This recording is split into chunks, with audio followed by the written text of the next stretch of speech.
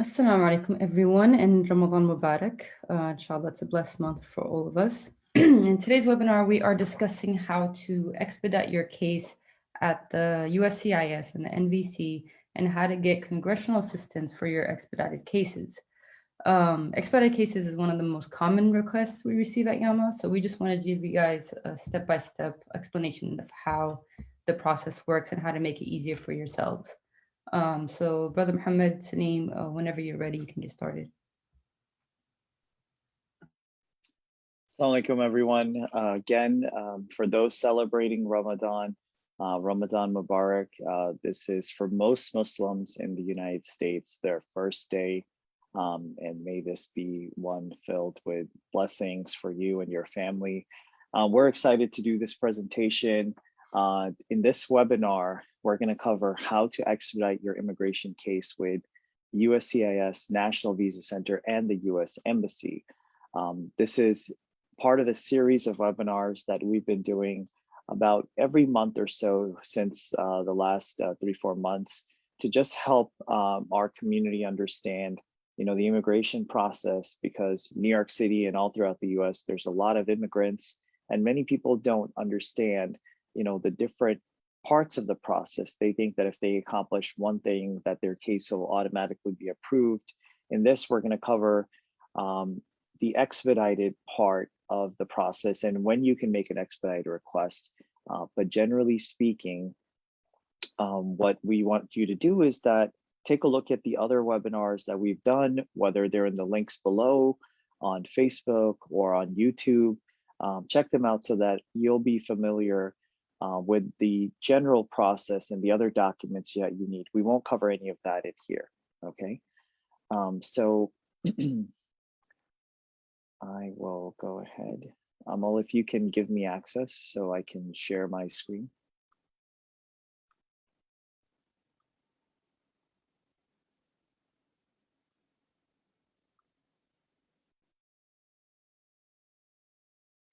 You should be able to share. Okay. Let me try that. Or I can go through it if you'd like. No, I'm able to do it. Give me a moment.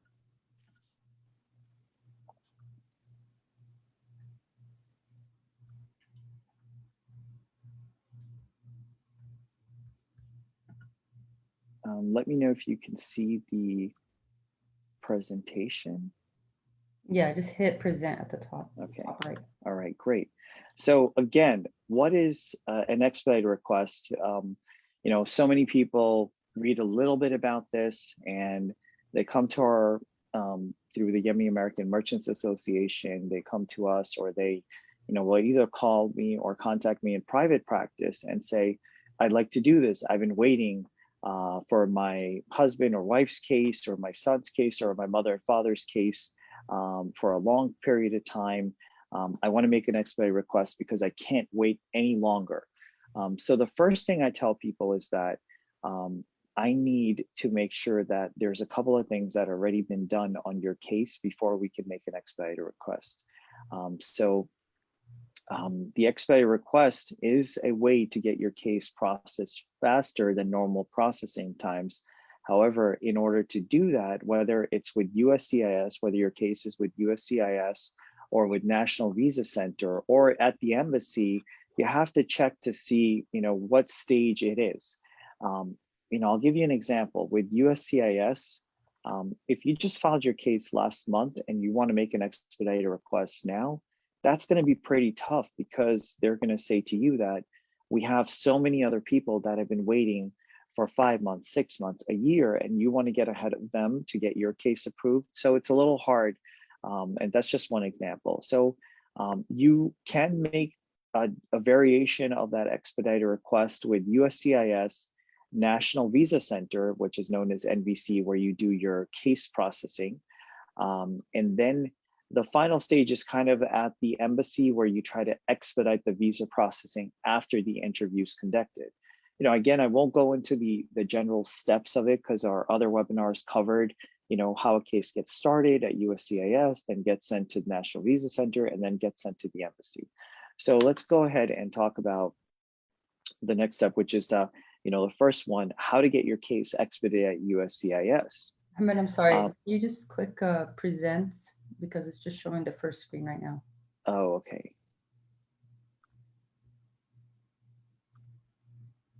on the top right of the actual Google slide. Okay, I did do that, but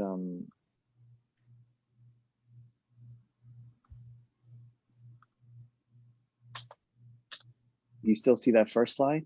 Yeah. Okay.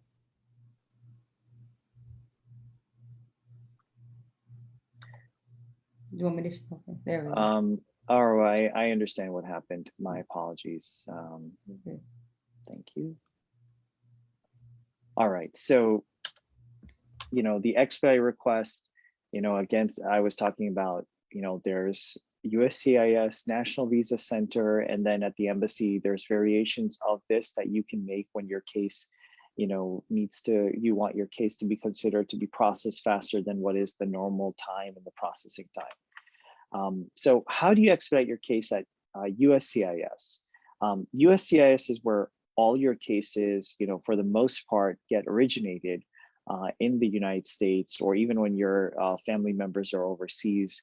And USCIS has the ability to, expedite your case, but there's a couple of things that you need to do first to make sure that when you call them, or you go to a lawyer, or you come to us, that you have some documents ready in your hands. The first thing is that you have to have your receipt number for your case, your 797 receipt number, and then you can do this on your own, the second part, or you can come to us and we can do it for you, is you have to check the processing time on the USCIS website. That's important because, if you just filed your case, like I said, last month, or, 2 months ago, and it's not outside of normal processing times, then you have to come up with some factors to make the conclusion, all right, is it worth it for you to pursue an expedite request? And is it going to look a little strange that you filed your case a month ago or 2 months ago, and now you suddenly have an emergency, that you need this person's case to be expedited? So you have to take all those considerations, into account.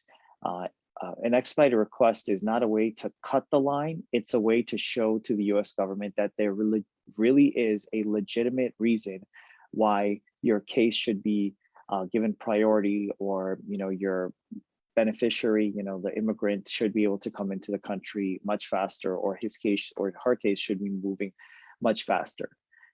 Okay, so now I want to make a note of this. If your case is outside of normal processing times, then you should definitely consider, contacting them and saying that, I'd like to expedite the case because it's outside of normal processing times.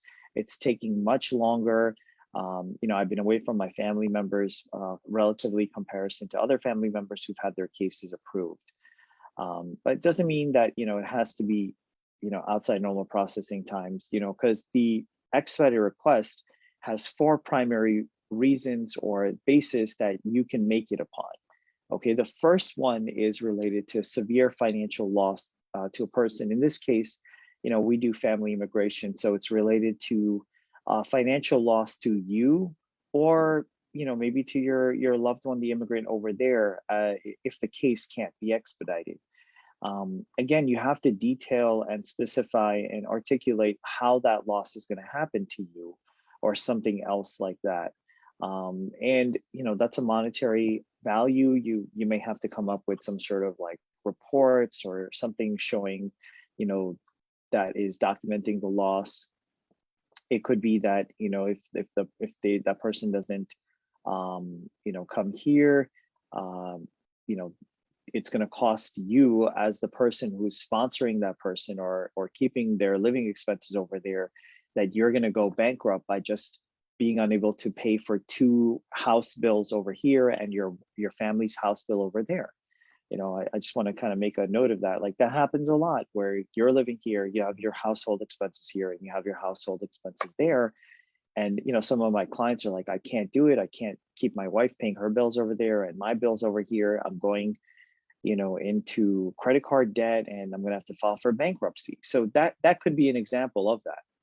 The second one is the one that I encounter a lot with many of our clients at the Yemeni American Merchants Association when we work on their cases. It's for urgent humanitarian reasons. Yemen is one of the countries, and there's a couple of other in the Middle East that there's legitimate humanitarian crisis taking place, whether it's a famine or civil war. And we use that as part of our case to say that this person, the wife is alone with her family, and the wife is vulnerable due to the civil war, or that, the husband who's over here can't even travel back and forth that much because it's not a safe country, or it's dangerous because of the civil war.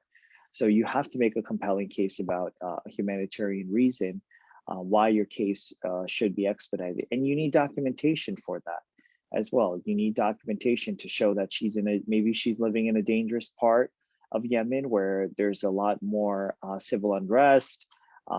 There's a lot more militia that's active, or other types of groups that are dangerous are active. Okay. Again, the third part, the third type of reason and basis is that you can say it's a compelling US government interest. This one's a little, more complicated, because you have to convince the US government by saying that it's in the US government's interest that they expedite this person's case. The one way I can think about it is that in recent times during COVID, if you're basically, let's say that your husband happens to be a doctor or a nurse, you could make the argument that the government should expedite the case, because if that person comes to America, there would be another doctor or another nurse that would be able to serve our country in terms of a time and need when there was, not that many doctors or not that many nurses due to, the pandemic. The fourth basis to try to expedite your case is by saying that immigration made an error on their part, something that, let's say, was a mistake, and that they should expedite your case because it's now warranted that their error is now costing a delay or something else on this case not to come forward. I see that every once in a while, but you may want to have a lawyer look at that case and that basis specifically if you're going to pursue it. But again, the main points are financial loss. If you can show that, you can try to get your case expedited, or urgent humanitarian reasons. Okay, so I want to go into the next part, which is when your case gets approved from USCIS, what do you do and how do you go about doing that? Making that request at the National Visa Center. So to expedite your case at the National Visa Center, you have to actually, the requirements may be a little bit tougher than USCIS. National Visa Center says that on their website, it has to be a life or death medical emergency. And that's that's important because, they have so many people that are waiting to get visas, and the timeline for the visas can sometimes be up to 5 years, 10 years, 15 years, depending on the type of category you're in. I won't cover the categories because, that's kind of another talk. But if you're a US citizen sponsoring your wife, you're in kind of like the best category. You're in the highest category in terms of visa availability, because as soon as, the case gets approved, there's going to be a visa available. But let's say you're a citizen and you're trying to sponsor your 55-year-old brother, his wife, and his 3 little kids who are all 5, 6, and 7. That could be a little bit tougher because the wait period on that could be 15 years. So you have to look to see where the category is. However, one thing I want to emphasize, and I have it highlighted here, is that if a visa is not available, unfortunately, there's nothing that NVC can do to expedite that petition or that case. And that's a result because the law doesn't allow that to happen. There's no provision in the law that would allow Department of State to issue a visa when the visa is unavailable. So it's something that's very specific. A lot of people ask us that, I've been waiting for 5 years. I don't want to wait another 15 years. Can I do anything to get my brother here faster? And unfortunately, even if it's a life or death emergency, immigration will not entertain or not respond to that request. So you have to first make sure that your visa category is current, because then you can make that request.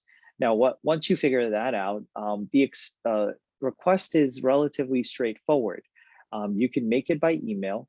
I posted the email there, NVC Expedite at state.gov. What you do is that you submit a SCAN document the type of medical emergency. So like, let's say somebody has a heart condition, and if they don't get treatment or something else like that, they're at risk of heart failure or risk of like having a heart attack. That's a medical emergency. That's something that you can have your case expedited for. You go to the doctor that's treating you, whether wherever the country is, whether you're seeking treatment in Egypt or because I know some people who are in Yemen, they don't have a hospital or facilities. They may have to go to other places, or in the Middle East or in Europe, and you're getting that treatment. You would document all of that. You would make that request, and the letter that the doctor writes must state and declare that it's a life or death medical emergency that exists with that specific immigrant. Okay, so that's really important. Again, it's got to be very specific. It's got to be to the point. All right, now this last part I want to cover about, how to kind of expedite your case at the U.S. Embassy. Once the case is sent from the National Visa Center to the embassy does the interview. Everything should go relatively smoothly for the most part. Whether it's 1 week or 2 weeks, you get your visa, you pick up your passports, and you get on an airplane and come to America. And those are kind of the steps that take place. Every once in a while, there are cases that are placed in administrative processing.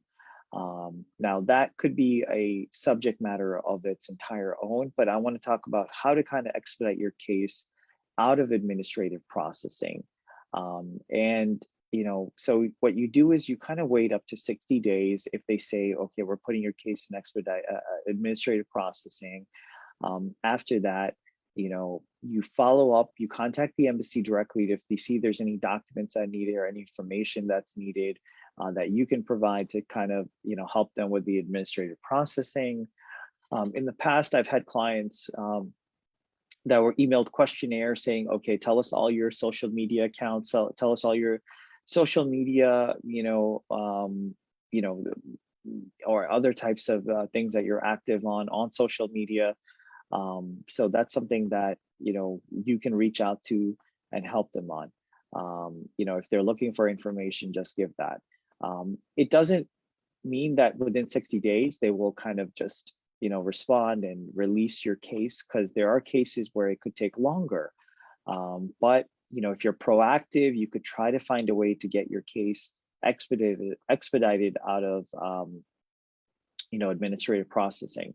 I'm going to have Amal kind of talk a little bit about this part as well, about how you can get your congressman or congresswoman to help you if your case is stuck at the embassy or any other stage. But for the embassy, if the interview took place and the case is administrative processing, then you definitely want to try to get your congressional representative out.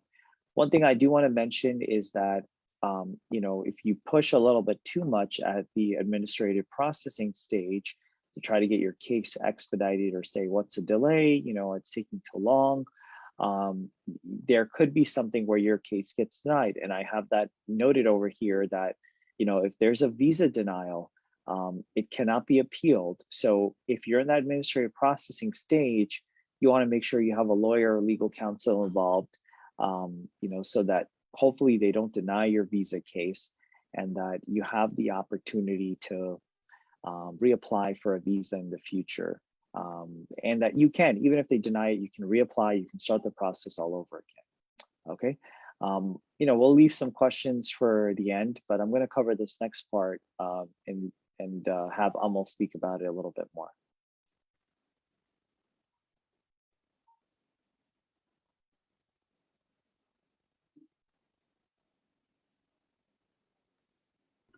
Okay, thank you, Brother Mohammed. So yeah, this last part is congressional assistance in your expedited cases. So we'd like to tell you guys a little bit how to reach out to your representative and how they can make an inquiry on your behalf to the USCIS and to the NVC. The first thing you'll need to do is obviously find out who your representative is. And you can do that by going on Google and searching. I'll do it real quick just to kind of walk you guys through it.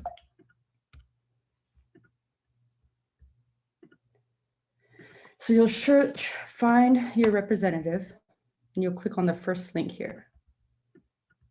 You'll come to this page and you will type in your zip code. So I did it for, I believe this is for the Bronx, if I'm not mistaken. So AOC is the representative for this zip code right here. So what you'll need to do is click on this little email icon.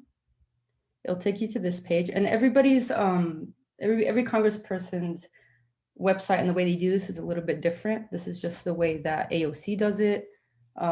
Depending on who your representative is, they're all very similar, but some of them are different, obviously.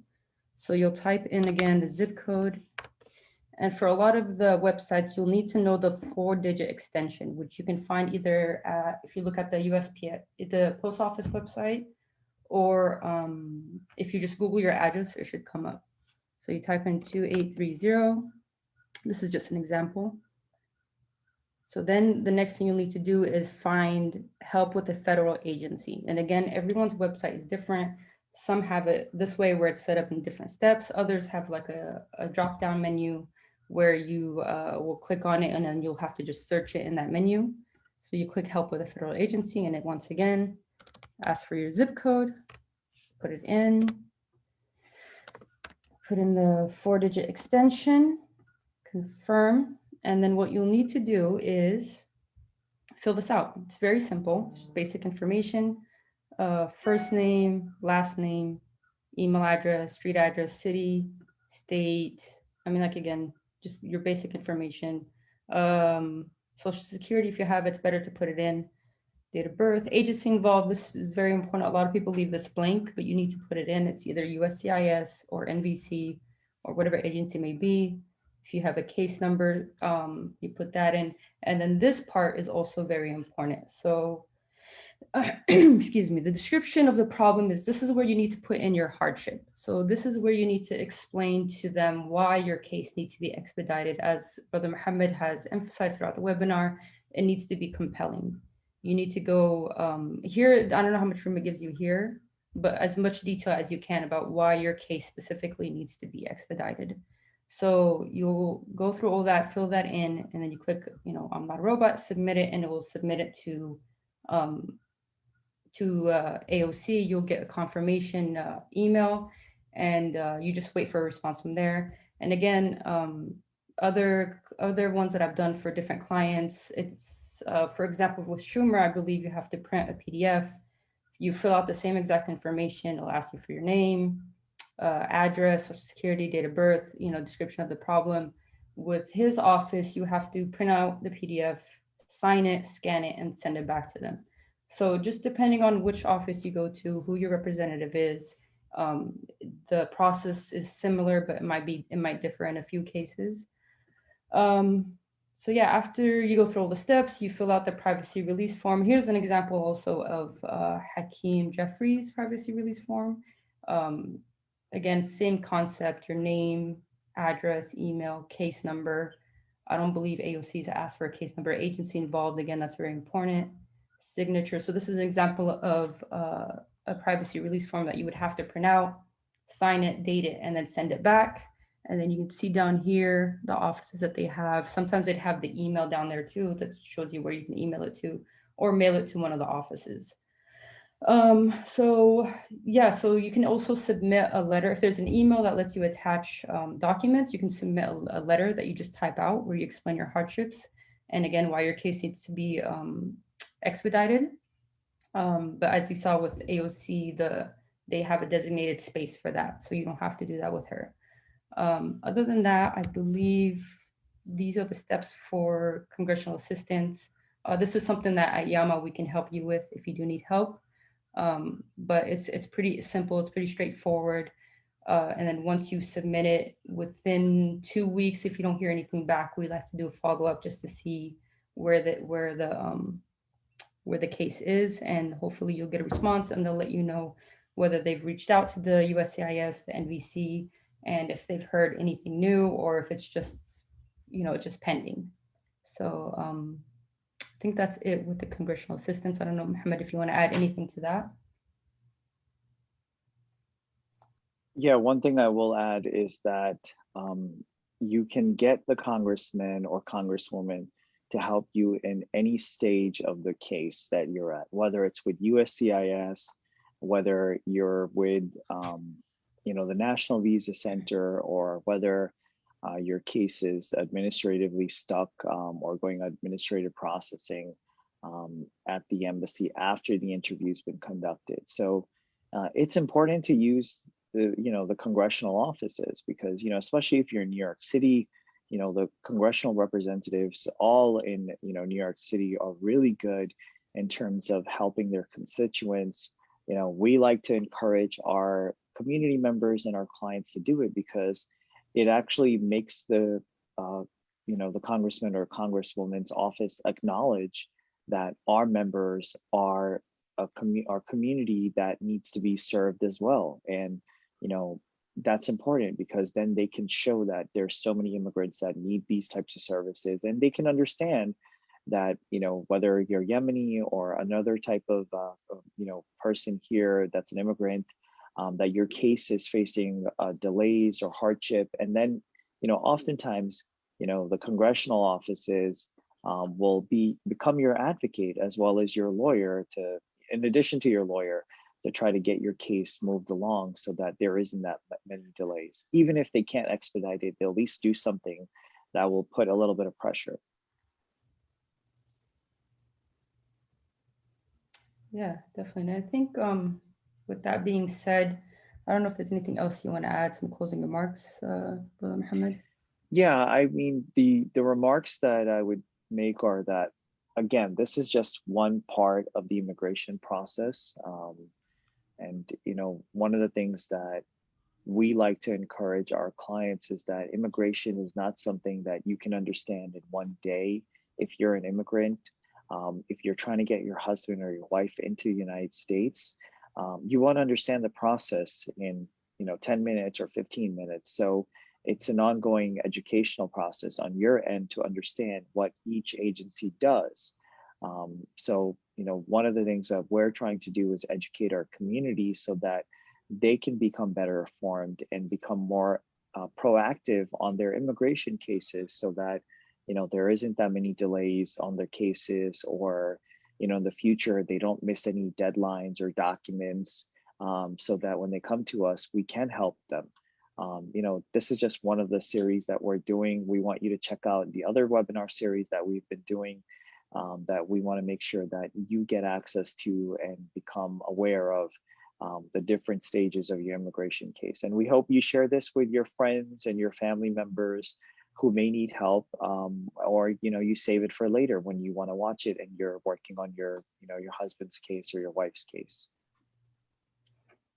Yeah, definitely. Yeah, please share this video. We do these so that way we can educate the community, and that way we can be more aware of how the process works. But inshallah, and we appreciate everyone for tuning in. Thank you, Brother Mohammed, for again such an informational webinar.